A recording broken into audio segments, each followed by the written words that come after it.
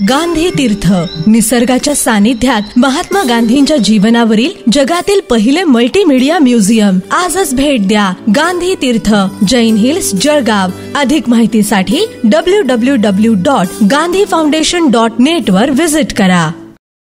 पण मला पंचवार्षिक मध्ये आणि जवळपास या टर्म मध्ये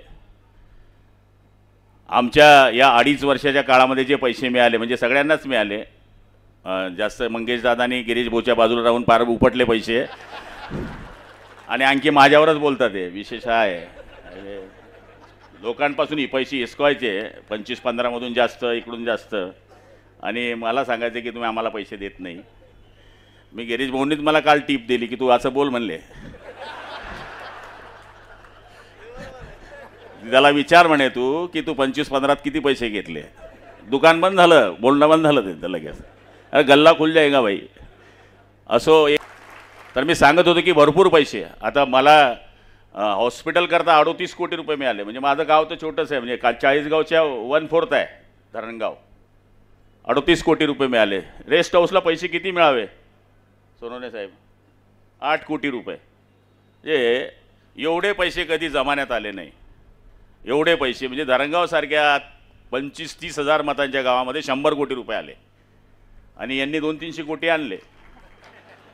हे देवेंद्र भाऊपाशी बसले की त्यांचे होऊन जाता आणि एकनाथ शिंदेपाशी सांगता मी तुमचाच आहे. आणि गिरीश भाऊ तर मग सांगायचाच कार्यक्रम. म्हणजे आमच्याकडे बी लक्ष नाही आहे. म्हणजे अहो आम्ही शेजारी आहे.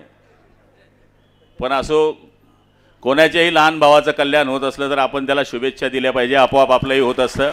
आता 1.5-2 महिन्यामध्ये आचारसंहिता लागते आहे. वातावरण तसं चांगलं आहे, पाऊस पण चांगला पडतो आहे. म्हणजे आणि काळजी करू नका, आपल्याला लाडक्या बहिणीच निवडून देणार आहे, सांगायची गरजच नाही आहे.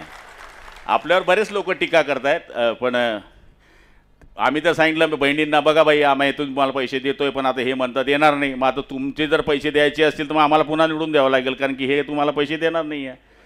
त्यामुळे सगळ्यात जास्त जर हुशार कोणी असेल तर महिला असते. आणि हे आपण लोकसभेमध्ये दाखवून दिलेलं आहे की आमच्या महिला कसं मतदान करतात. त्याच्यामुळे पुढच्या काळामध्ये सुद्धा लोक कामाला विसरत नाही आणि जो काम करतो तोच प्रतिनिधी पुन्हा पुन्हा निवडून येतो, नाही तर निवडून येत नाही.